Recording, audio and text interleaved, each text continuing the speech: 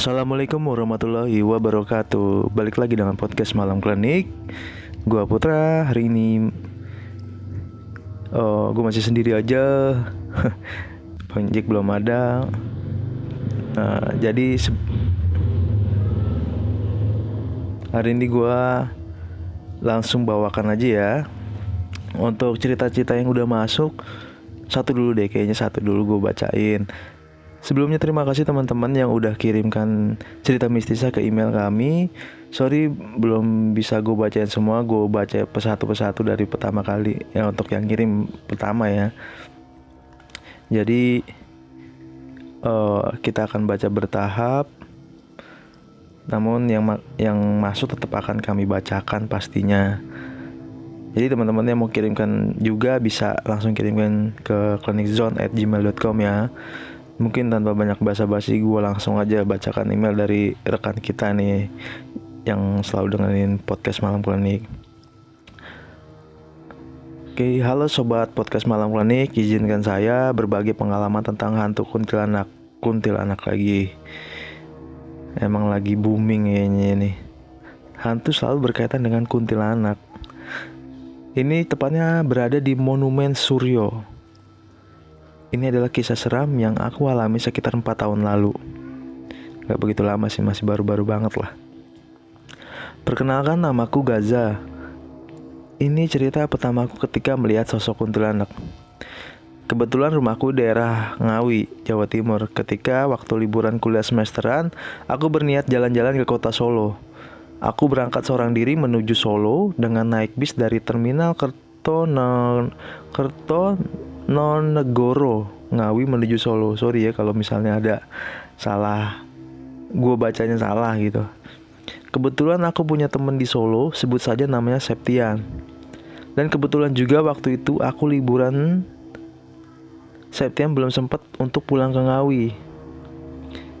Dan dia posisinya masih di Solo karena ada tugas kampus yang belum terselesaikan.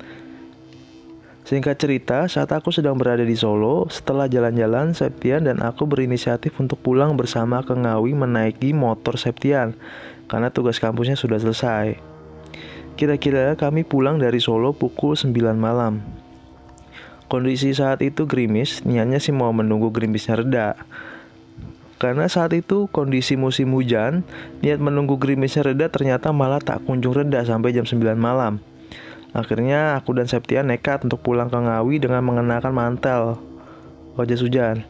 Saat itu aku yang membonceng Septian pulang ke Ngawi. Saat itu aku dan Septian sampai daerah Mentingan Kabupaten Ngawi pada pukul 10 malam. Ketika pertama masuk daerah Mentingan, perasaanku sudah tidak enak karena jalanan sepi sekali, tidak seperti biasanya. Dan daerah Mentingan sampai Monumen Suryo adalah tempat pembantaian PKI pada zaman dulu.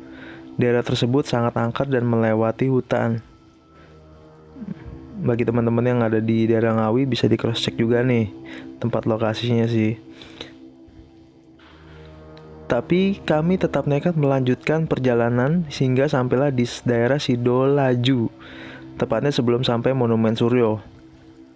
Di daerah Sidolaju tersebut banyak tempat penjual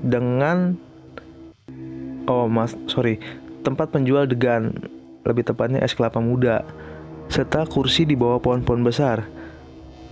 Saat itu aku mengendari motor dengan pelan karena hujan membuat kaca helmku tidak begitu jelas untuk melihatnya.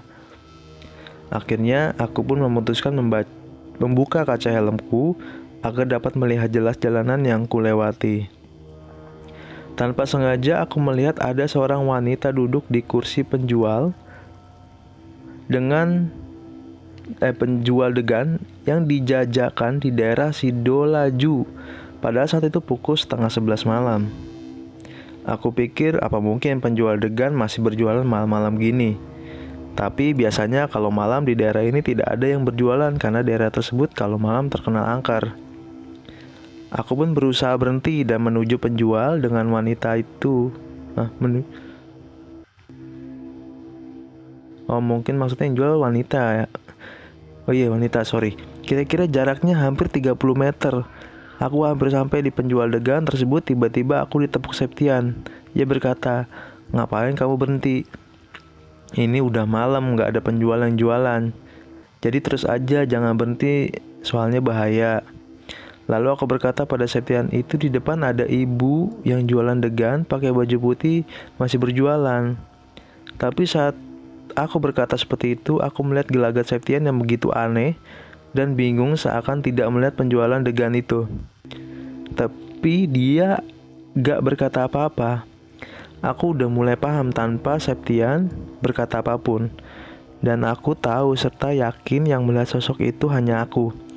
Dari jarak kurang lebih 10 meter, hampir mendekati penjual degan, ternyata ibu yang jualan degan itu berubah menjadi sosok kuntilanak. Saat itu aku tidak takut, karena memang aku orangnya bukan penakut. Aku berusaha tenang dan menunjuk kuntilanak itu yang sedang duduk di kursi di bawah pohon tempat berjualan degan tersebut. Aku menunjuk supaya Septian tahu bahwa di situ ada kuntilanak, tapi ternyata Septian tidak dapat melihat dan yang dapat melihat hanya aku seorang. Karena Septian ketakutan, dia memukul punggungku dan bilang agar lebih cepat mengendari motornya. Mau tidak mau, aku juga tancap gas. Dan ternyata yang aku kira penjual degan itu manusia. Aku kira ini manusia, ternyata hantu kuntilanak. Dan degan yang ditata layaknya buah kelapa muda itu adalah tengkorak kepala manusia. Sekian cerita dari aku. Buset, berarti ini orang gara-gara elunya pemberani,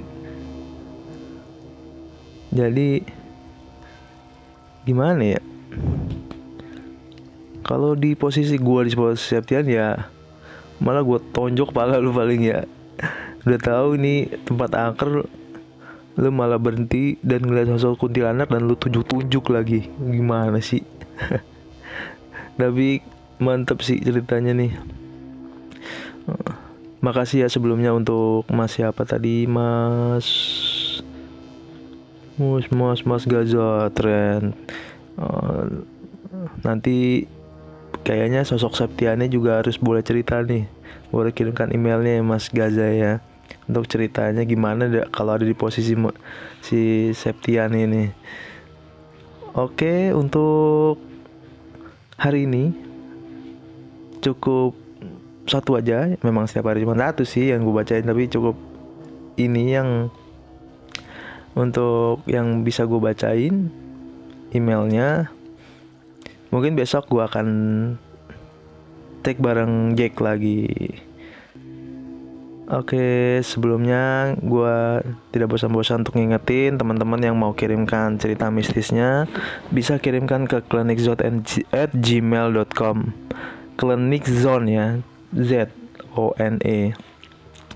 Terima kasih yang sudah kirimkan, yang udah kirimkan mau berbagi ceritanya. Terima kasih banyak. Dan untuk teman-teman yang mau kirimkan email atau kisah mistisnya saudara, tetangga, teman dekat, bisa kirimkan ke email kami. Untuk hari ini sudah cukup. Kalau gua ada salah kata, gua mohon maaf. Gua Putra, selamat malam.